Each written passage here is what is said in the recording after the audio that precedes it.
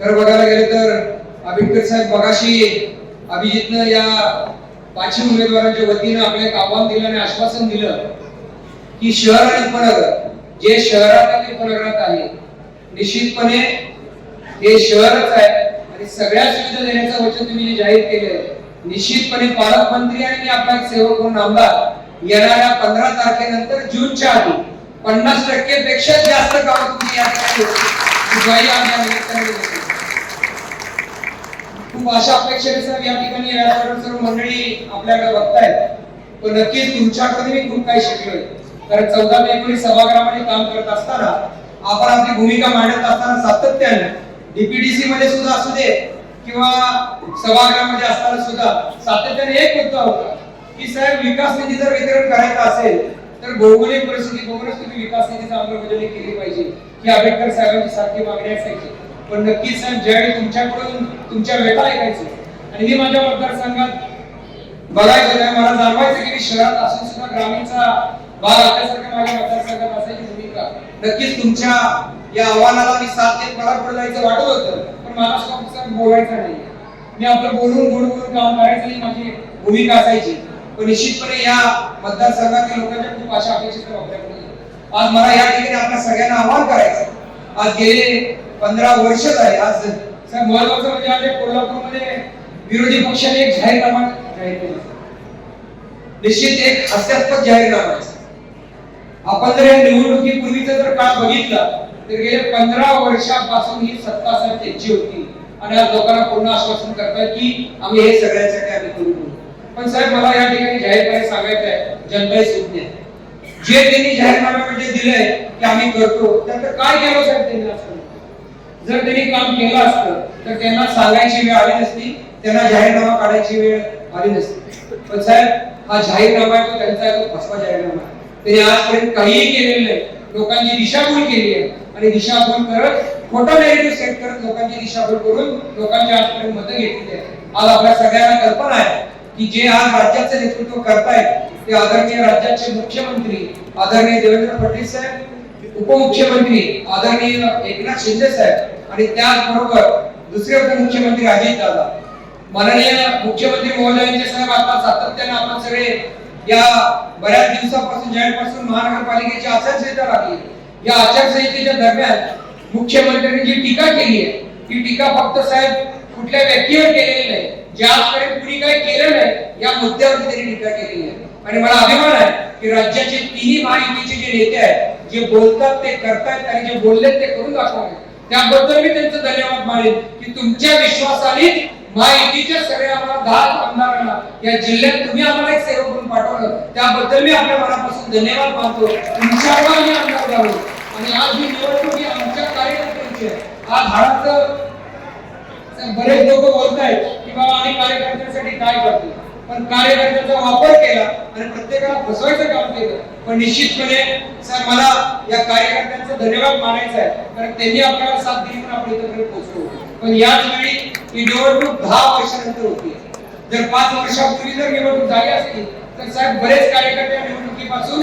पद घेऊन बाहेर पडले असते पण ज्या ज्या लोकांनी या निवडणुकीमध्ये माघार घेतले या आपल्या सगळ्यांच्या वतीने साहेब मी त्यांचा धन्यवाद मानतो म्हणून मोठं केलं ते थांबले त्यामुळे तुम्हाला या 5 उमेदवारांना ही संधी दिली त्याबद्दल आपल्या सगळ्यांचाही मी व्यासपीठाच्या सर्व मान्यवर मंडळींच्या वतीनं मी धन्यवाद मानतो निश्चितपणे साहेब जो आपल्या समोर विरोधी नेते आपल्या समोर जो जाहीरनामा आणतायत तो फसवा जाहीरनामा आज आम्ही जे केलं ते सगळं अत्यंत महत्त्वाचं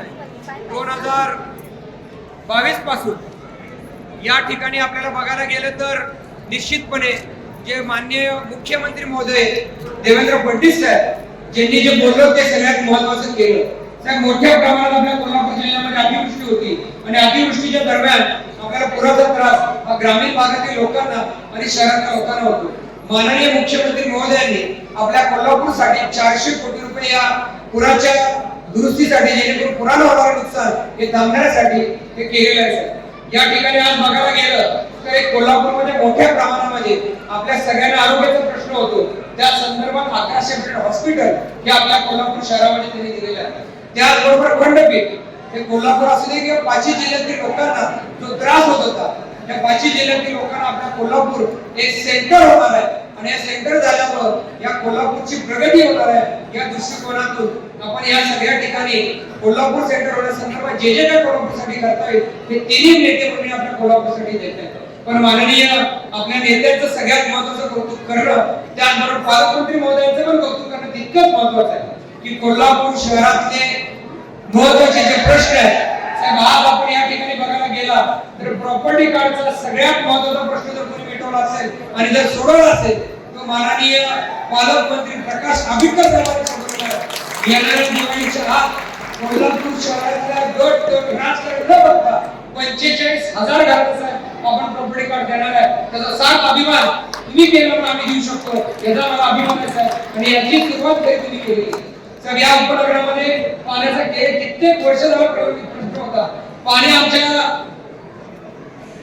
हुशार आहे पण घशाला कोरडायचं अशी परिस्थिती होती. पण ज्यावेळी तुम्ही या पालकमंत्री पद घेतल्याने कोल्हापूर शहराला 7 ते 8 दिवस पाणी मिळालं नाही त्या दिवशी त्वरित तुम्ही आदेश दिले. शिंगणापूर असू दे, बालिंगा असू दे, इथे सगळे पंपिंग स्टेशन अत्याधुनिक केले आणि आज कोल्हापूर शहरातल्या A B C D E वॉर्डला त्या पाण्याचा प्रश्न मिटवला. त्याबद्दल साहेब मी तुमचं मनापासून धन्यवाद साहेब. निश्चितपणे मला जास्ती वेळ काय आपलं घ्यायचं नाही कारण माझ्यापेक्षा जास्त तुम्हाला ऐकण्यासाठी ते लोक आहेत. कारण आज आपण जे जे केलं ते मांडण्याची भूमिका माझी आहे. पण या ठिकाणी मला जाहीर सांगायचं आहे की माडिक घराण्याचं आणि राधानगरी भुदरगड या लोकांचं एक जिव्हाळ्याचं नातं आहे. राजकारणात येण्याच्या पहिल्यापासून साहेब कैलासवासी बापू जे आमचे बापू म्हणून ओळखतात बबनदादा यांची एक चांगली ओळख आहे. तुमचं प्रेम आमच्या घरावर आहे. निश्चितपणे राजकारण सोडून सुद्धा तुम्ही आम्हाला मोठं पाठबळ दिले याची कुठेतरी उतराई हे करणं म्हणून आम्ही सेवक म्हणून आम्ही या जिल्ह्याची उतराई करण्यासाठी निश्चितपणे ज्या पायऱ्या चढून त्याला नमस्कार करणं आणि तुमची सेवा करणं ही भूमिका माडिक परिवाराची निश्चितपणे या ठिकाणी साहेब मला जाणवते त्याची उतराई करणं हीच माझी भूमिका आहे. या शहराच्या उपनगराचा कायापालट करण्यासाठी तुमची साथ मला पाहिजे आणि या 5 उमेदवारांना पाहिजे. त्याशिवाय आम्ही तो विकास करू शकत नाही. त्यामुळे तुम्ही आम्हाला साथ द्यावी ही विनंती या निमित्ताने देतो. पण साहेब आपल्या साक्षीनं आपल्या विनंतीनं मी साहेब आपल्याकडे विनंती केली पालकमंत्री महोदय की या कोल्हापूर शहराच्या उपनगरासाठी साहेब आम्हाला एक चांगलं हॉस्पिटल, एक वेगळं हॉस्पिटल आम्हाला या ठिकाणी पाहिजे. ते तुम्ही आपल्या बोलण्यामध्ये आम्हाला सांगावं ही मी आपल्याला विनंती करतो. त्या उपनगरामध्ये साहेब आम्हाला हॉस्पिटल वेगळं पाहिजे. तर आमच्या कोल्हापूरमध्ये या उपनगरामध्ये एक वेगळं हॉस्पिटल आम्हाला या ठिकाणी पाहिजे आणि ते तुम्ही या बोलण्यामध्ये जाहीर करावं जेणेकरून सरकारच्या सगळ्या योजनांना आम्हाला हॉस्पिटलमध्ये घेता येईल. या उपनगरामध्ये वेगळं क्रीडांगण, या उपनगरामध्ये जे जे विषय आहेत, जे जे कोल्हापूर शहराच्या विकासासाठी करता येते ते सर्व काही आम्ही आपल्यासाठी करण्यासाठी कटिबद्ध आहोत. भाजी मार्केट असू दे, या ठिकाणी आम्हाला वाचनालय हे मोठ्या प्रमाणात आम्हाला इथे या ठिकाणी करून पाहिजे. या ठिकाणी साहेब आपण द्याल अशी आशा व्यक्त करतो आणि या उपनगराचा कायापालट करण्यासाठी आम्ही सर्वजण कटिबद्ध आहोत हे मला या ठिकाणी सांगायचं आहे. त्यामुळं आपल्या सगळ्यांना विनंती आहे की आम्ही म्हटलं की बाबा आमचा शहराचा शेवटचा भाग आहे पण निश्चितपणे या ठिकाणी आपल्या शहराचा मोठा भाग आहे. 5 उमेदवार आपल्या या ठिकाणी आहेत पण या महायुतीचे आपल्याला 2 चिन्ह आहेत आणि 5 उमेदवार आहेत. त्यामुळे आपण सगळ्यांनी फक्त चिन्ह बघा, कबकडे काय बघू नका. जिथं कमळ दिसतं तिथं बटन दाबा, जिथं धनुष्यबाण दिसतं तिथं बटन दाबा. एवढंच करा. कुठल्याही भूमिकापाना कुठल्या आमिषाला बळी न पडता महायुतीचा भगवा पडवण्यासाठी आपण सगळ्यांनी आम्हाला आशीर्वाद द्या आणि द्याल अशी आशा व्यक्त करतो आणि मी आज माझं मनोगत संपवतो. धन्यवाद. जय हिंद, जय महाराष्ट्र.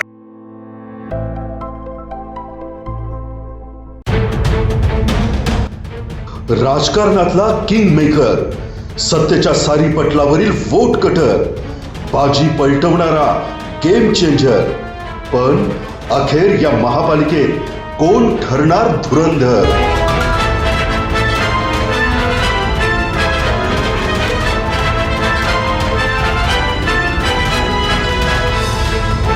पहा फक्त